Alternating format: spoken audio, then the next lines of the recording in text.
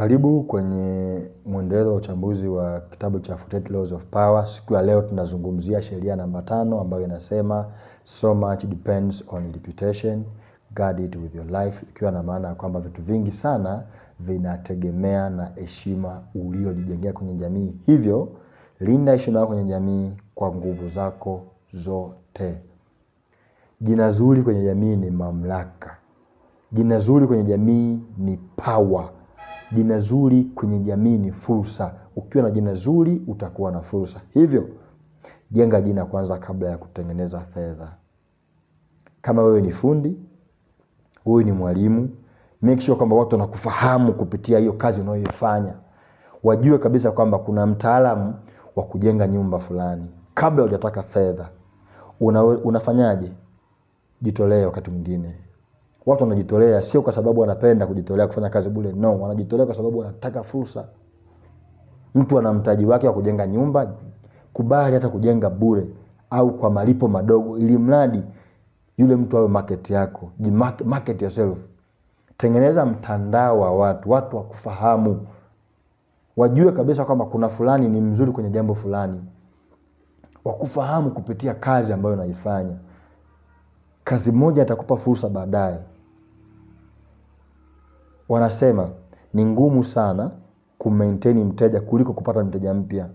Mteja mmoja akija kukuchangia kwenye biashara yako, alafu akarudi tena na tena, jisifu, kwa maana ya kwamba umejenga jina zuri kwa yule mteja. Mteja huyo mmoja ataleta wateja zaidi ya 3 baadaye na 4 na kuzidi, wata multiply.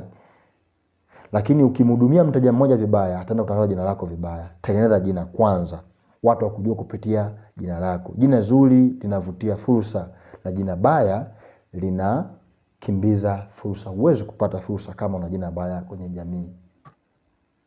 Ukiwa mtu ambaye una sifa fulani, hiyo sifa i-maintain kwa muda, itakusaidia kupata mafanikio zaidi na zaidi. Lakini pia kuwa makini na aina ya watu ambao unajiassociate nao.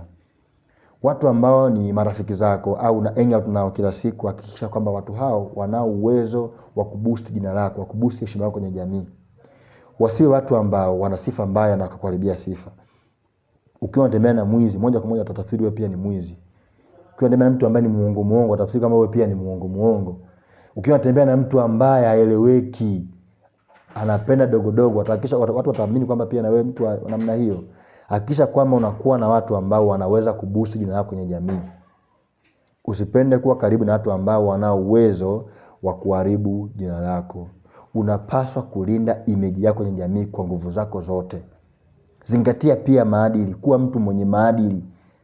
Wakati mwingine unaweza kuwa ni fani kusema uongo au kutoka na vibinti vidogo kana kama ni sifa nzuri sana, au wewe kuitwa mshangazi, inakuharibia jina. Jina ambalo limejengwa kwa muda mrefu inaweza kuharibika kwa muda mfupi sana endapo utajihusisha na mambo ambayo yako kinyume na maadili ya jamii. Hakikisha kwamba maadili unayazingatia na unaweza kulinda maadili hayo vizuri, ili iweze kukupatia fursa za kiuchumi siku za usoni. On top of that, hakikisha kwamba una control your emotion. Emotion ni mbaya sana. Emotion ni mbaya. Linda your profession. Kuwa professional. Linda your image. Wakati mwingine acha feelings pembeni, acha emotions pembeni.